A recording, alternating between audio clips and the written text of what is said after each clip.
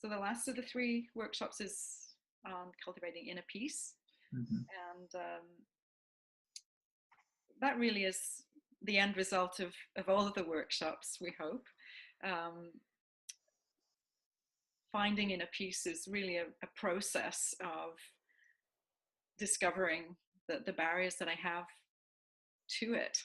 And that is a process of discovering who I think I am and transforming that into who I truly am. And with the tools that we have and the experiences that people may receive in actually feeling who they truly are,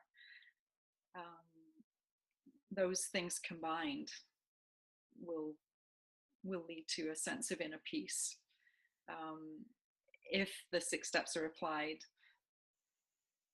continuously to any upset, that's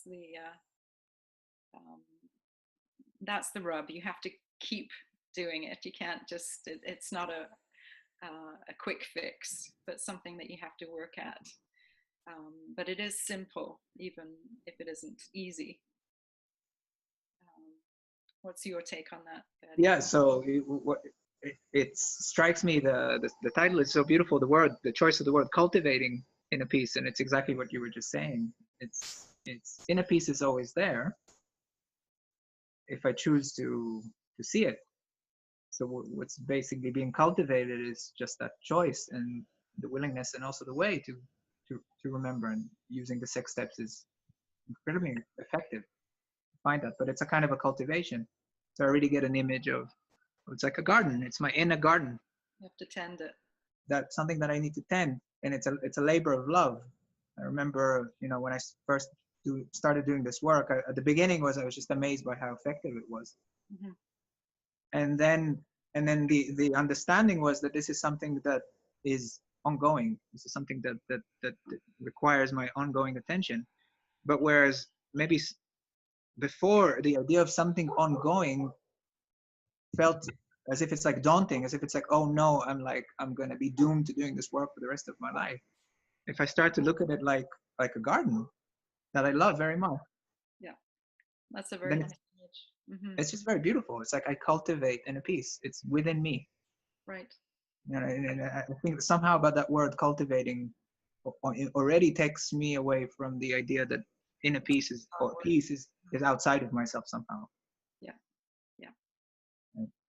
It's something that in my mind, I have the capacity to change my mind in such a way that I can find that. So I'm cultivating my mind. I'm cultivating my heart at the same time. Absolutely. Yeah, and the radical idea I think here in this workshop is nothing outside of me can take away my peace. Right.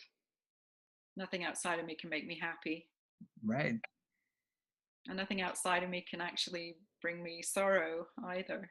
So we do it all to ourselves, and that's right. The realization. Yeah. This is where this work is radical, but the truth, I guess, on some level is radical. The really inner peace comes from within me, and there's 2 ways of looking at it. Saying nothing outside of me can make me happy, again, that may feel like, oh no, so then what's my life about? All the stuff that I've invested my energy in now. So some people hear it like that. It's like I have to let go of everything. I have to become a monk or something. And then they hopefully get that nothing actually has to change. They just have to change their idea about it. Right. Because even the idea that I need to become a monk is still under that idea that I need to change something. Right. I don't. I just need to change my mind about how my interpretation always. Is there something going wrong in my life right now? And it's always this is where it gets radical, and this is what we were talking about before, the experience. So in meditation or after I did a process in the circle, there's this sense of everything is so beautifully perfect, exactly as it is. Mm-hmm. Really nothing needs to be changed, and then that's the same moment of, like you were describing in the holotropic breathing, where there's just this sense of, oh, this is how things really are. actually everything's beautiful. If I and all it takes is just letting go of the idea that there's something going wrong, with some kind of problem. And helping people to be in the present moment, which is a really good place to be, where nothing is wrong in the present moment. Right. The only things that seem to be wrong are when we let our minds go back into the past and project Right. into the future. Right. So present So awareness. I get a sense that this workshop would be, maybe that would be the main pointer somehow. It's just like, go back to now. Let's Yes. go back to now and see if there is any problem here, if there's anything to feel anxious about. Right. Because the lack of peace is simply the anxiety that comes from believing that there's something going wrong, and I'm at fault somehow. I have to fix it. And that's all coming from our past experience. Totally. It's got nothing to do with with anything that's happening right now. So bringing the mind back to the here and now is so fundamental. Again, it's the meditation, the yoga, the walks, the holotropic breathing, and all. It's all like, Designed to help us to do that. yeah. Yeah, so everything's perfectly beautiful, and when I know that, at the beginning I may just need to believe it, but eventually it becomes an experience. When I know that, then that's in a piece, and then it's for me to learn how to cultivate that. So Diederik used this beautiful metaphor of, which is very apt for Costa Rica. It's like clearing a path through the jungle. Yeah. Right. At the beginning, you take your machete and you sweat a lot. Yeah. But if you do it daily, if you cultivate it, then it becomes just a very open road, and to the center of that jungle, which is just this clearing, this place Right. of inner peace. And that's what we're doing with our thoughts.